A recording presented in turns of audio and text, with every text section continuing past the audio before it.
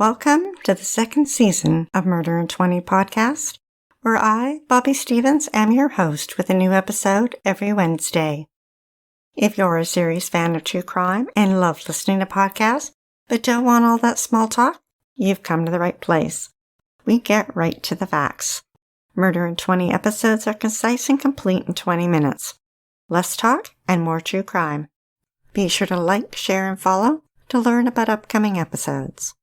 Thanks for tuning in. Now let's get to this week's episode.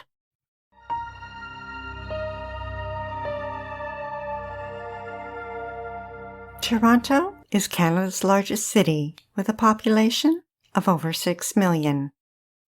Its weather ranges from hot and humid in the summer to very cold winters blanketed in snow. If you're a sports fan, they've got you covered. It's home to major league sports teams, including hockey's Toronto Maple Leafs, baseball's Toronto Blue Jays, football's Toronto Argonauts, and basketball's Toronto Raptors. And if you're not afraid of heights, check out the CNN Tower and its Edgewalk. It's not for the faint of heart, but if you dare, 116 stories above the ground, a 5-foot wide walkway runs around the exterior of the tower. There is no railing. Rather, you are strapped in and tethered to the building as you bravely walk. It being outdoors and blown around by the wind while tied to a rope isn't your thing, you can stay inside and check out the glass floor or dine in the revolving restaurant. Brett Ryan grew up in the suburbs of Toronto. His father worked for the local newspaper, and his mother was a homemaker. He had 2 older brothers. Chris worked for the Toronto Transit Commission, and Leyland was studying photography. His younger brother AJ exceeded in his academics and attended a school for gifted students. Brett was a good-looking kid, always smiling. He was a Little League referee and volunteered at the hospital. After high school, Brett went to the University of Toronto, but he struggled and dropped out in 2003. He went back later, but dropped out again in 2005. By 2007, Brett was 26, $60,000 in debt, and living with his parents. Depression set in, but Brett didn't reach out for help. He didn't want to bother his family. While his friends were graduating university and starting out on successful careers, Brett was driving his beat-up truck to his job painting houses. In desperation, he devised a plan. He decided to rob a bank. He lived in a good place to carry that out. Ontario has the highest number of banks in Canada, and Toronto is home to all the major banks. The Toronto Police statistics on robberies at financial institutions in 2006 shows 182 robberies and only a 54% clearance rate. That meant Brett had a 46% chance of getting away with it. Brett was meticulous. He spent days researching the banks, selecting ones close to the highway. He drove to the bank to ensure there was a fast getaway route and wandered inside for a few moments to scope the layout. On October 20th, Brett executed his first bank robbery. Toronto Life's in-depth report by Mark Mann described how he drove a short 8 minutes from his home, put on a hooded sweatshirt, wrapped white hospital bandages around his face, and put his left arm in a sling. He shuffled into the CIBC Bank on Old Kingston Road and handed the teller a note demanding money and claimed he had a gun. The teller handed him $1,155. Brett was on his way to financial freedom, one bank robbery at a time. After his second robbery, he improved his disguise. He visited a store that sold high-end theatrical supplies and purchased a glue-on beard to change his appearance to an old man. He wore glasses, a Gilligan-style hat, a plaid shirt, and a dark jacket, and shuffled as he walked. He robbed 5 banks over the next 3 months. On average, he scored $2,000 to $4,000 each time. The Edmonton Sun described how he spent the money. He had expensive taste, buying $400 designer jeans, stylish Versace belts, and drove a new Ford F-150 pickup truck. Between bank heists, he lived a normal life. He socialized with friends, went out to dinner, hit the gym, and practiced martial arts. Brett enjoyed this taste of success. One day, he robbed 2 banks in Scarborough and hit it big, raking in almost $10,000. The media nicknamed him the Bearded Bandit.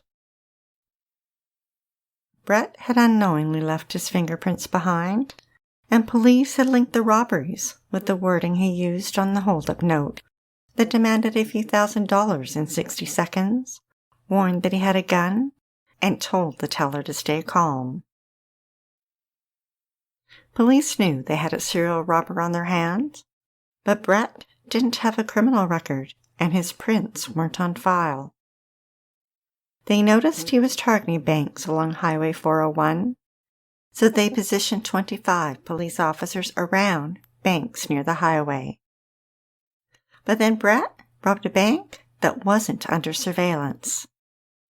Within 8 months, he'd robbed 13 banks and stolen a total of $28,000. Police tried a new tactic. The Orangeville Banner reported that police noticed on the bank surveillance videos that the robber walked with a shuffle, but appeared to have a youthful face under the beard. They contacted companies that sold theatrical supplies in the area and learned that a high-quality beard like that could only be bought at one place. They visited the supplier and searched through 6 months of sales receipts and found 2 sales. But there was no credit card on file. Both were paid in cash. Then Brett struck again, this time at a bank in Montreal. When police reviewed the video surveillance, they noticed it appeared to have captured the robber's getaway vehicle. The video wasn't clear enough to decipher the license plate, but they could make out that it was a Ford truck. They sent a screenshot of it to the manufacturer, and while they were waiting to see if they could determine which dealership had sold the truck, an off-duty officer spotted a truck similar to the one used in the robbery. Police ran the plate and traced it to Brett. Police began surveillance on Brett. On June 9th, it had been 8 months since he began robbing banks, and Brett was planning his next score. He drove by first, slowly checking out the bank, then parked and went inside for a few minutes. Outside in the parking lot, police parked and waited. 9 days later, Brett picked the TD Bank on Dominion Road. He arrived at the bank, donned his disguise, and headed in. But something had changed. There was construction outside, and it made him nervous. Brett looked around for a minute, changed his mind, and walked out into the handcuffs of police. A search warrant was issued for his vehicle and his parents' house. They found eyeglasses, a sling, bandages, a bag with hair and glue, and a hold-up note. Although he threatened that he had a gun, he never produced one, and officers didn't find one. Brett was facing 15 years in prison. He was held until his trial. 7 months later, when he went before the judge, he pled guilty and apologized for his actions. Many of his friends wrote letters of support and acknowledged his volunteer work. In sentencing him, the judge took into consideration their support, his remorse, and lack of criminal history, and sentenced him to 3 years and 9 months. The judge told Brett, "You're a lucky man, Mr. Ryan. You have a family behind you. I think that family will stick with you." Brett was released from prison in late 2010 and returned to live with his family. But his mother felt that neighbors were whispering about them, so they sold their house and moved to the suburb of Scarborough. Brett saw a psychologist who advised him to work on his relationship with his family and to be honest with them. He worked a few low-paying jobs and eventually went back to university. In September 2011, Brett went on a blind date. Kristen was a beautiful young woman with long blonde hair, a quick smile, who loved her dog. The two hit it off. She was a physiotherapist and had a condo in a downtown high-rise with a view of the water. Brett was honest with her and told her about his past. A year and a half later, he moved in with Kristen and the couple were engaged. Their wedding date was planned for September 16, 2016. A year later, Brett's father went into the hospital to have surgery and unexpectedly passed away. Brett's mom leaned on him to help around the house and paid him for his time. In 2015, Brett dropped out of university again, but didn't tell his fiancée or his family. In the spring of 2016, as the wedding neared, Brett pretended he'd graduated from university. Then in May, he landed an IT job with a tech firm. Brett was so excited he celebrated with Kristen and his family. But after only working for a month, his boss found out about his criminal past and fired him. Brett didn't have the heart or the guts to tell Kristen and his family. Instead, he told them he was working from home. Every day, Kristen left their condo to go to work, and Brett pulled out his laptop. With the bills mounting for the wedding, and the couple hoping to move to a larger place, the financial stress was building for Brett. He asked his mom for more work renovating her home. Then he took the psychologist's advice and confided in his mother that he'd lost his job and asked her for financial help. She had helped him out before, so he wasn't expecting her answer. She would give him money, but only if he told his fiancée the truth, and that if he didn't tell Kristen, she would. Brett's head was spinning. What if he told Kristen? Would she leave him? He wasn't sure, but there was a good chance she'd call off the wedding. A sense of failure and dread overcame him. In his state of mind, he decided that eliminating his mother was the way to solve his problem. The conditions of his prison release meant he couldn't have a gun, so instead he chose a crossbow. He learnt from his mistakes. This time, he didn't purchase it new. He wouldn't be leaving a paper trail. With only 3 weeks to their wedding, Brett continued to work at his mother's home. The kitchen had been renovated, and the old material had been stowed in the garage. He took the crossbow with him and hid it on a shelf behind some tools. Brett was smart about IT stuff and cleverly designed an alibi. Toronto Life reported that he used his laptop and an oscillating fan with a wooden spoon to access the internet. The fan was plugged into a timer, and when it turned on, the spoon would click on the cursor to open YouTube, so that he could pretend he was home watching videos. And to ensure his alibi, he created a second and a third digital footprint. He set up 2 more fans on the kitchen counter with timers, He taped styluses to the fans, and next to them set up a tablet and a cell phone.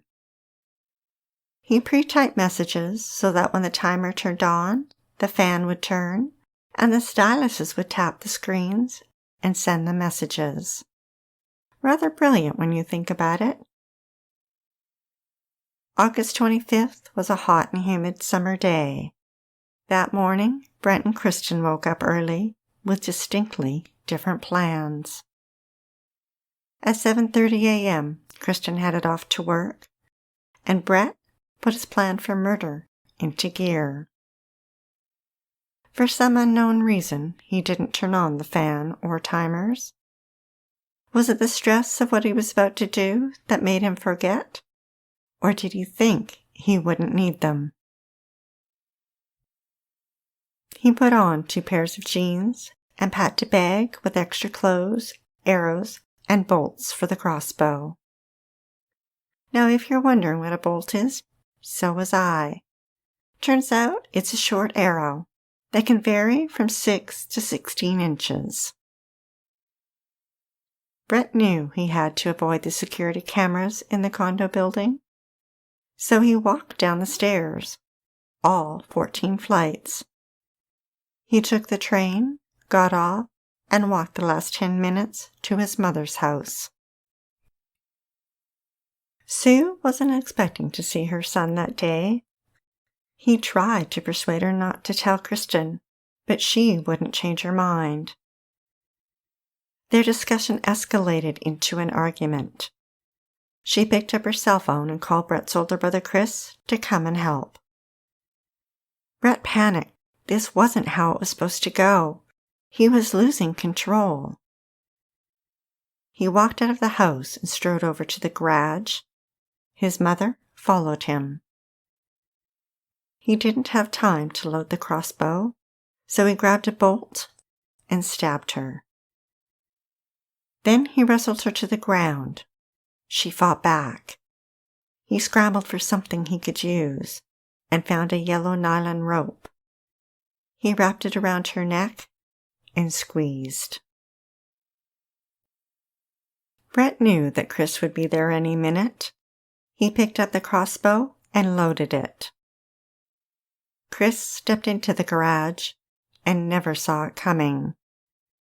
The arrow pierced his neck and he died instantly.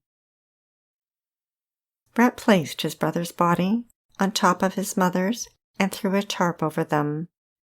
His plan was to put on the disguise he'd brought and flee. But before he could do that, his younger brother AJ arrived home. AJ was on the walkway to the back door when Brett came out of the garage with a bolt in his hand. They fought briefly before he stabbed AJ in the neck and watched as he fell to the pavement. The neighbors heard screaming. It had started so quickly. Brett's other brother Leyland had been sleeping in his bedroom and heard the screaming too. He raced outside to see AJ bleeding in the driveway.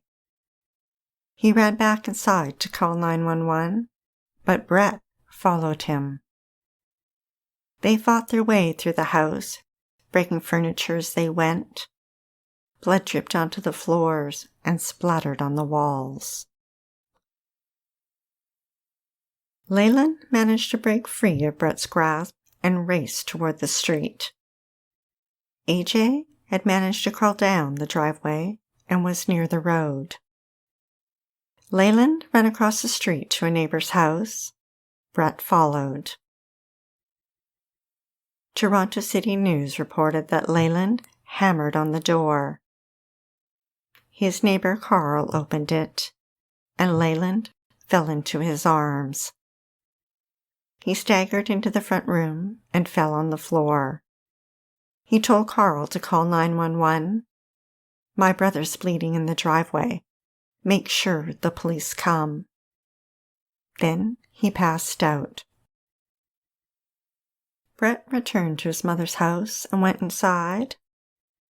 Carl went over to check on AJ, but there was nothing he could do. Brett came out and sat on the front porch and waited for police. When they arrived, he told them there were 2 more bodies in the garage and that he had done it. Brett was facing 75 years in prison. He hired the notorious criminal lawyer John Rosen, who'd represented serial killer Paul Bernardo. Brett pled guilty to the murders, but claimed he hadn't intended to kill his mother with a crossbow, that he was only going to use it to threaten her.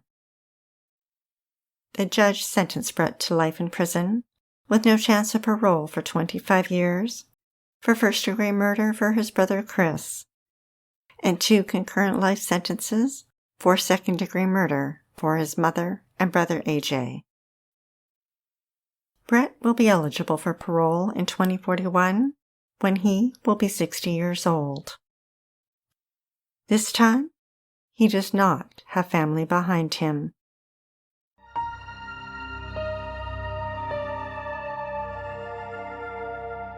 Be sure to tune in next Wednesday for the episode of Michael Hetley.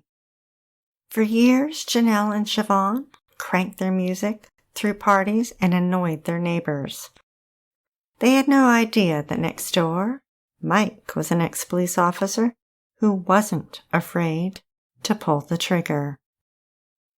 We'd like to acknowledge Purple Planet for use of their music and our many editorial sources who are listed on our website. If you're dying to hear more, past episodes of Murder in 20 are available for free at murderin20.com, or check us out on all major podcast platforms. Be sure to like, share, and follow us to learn about upcoming episodes every Wednesday. And feel free to leave a 5-star review on any one of them, or all of them. We're not shy. Stay safe, sleep with the lights on, and don't play with strangers.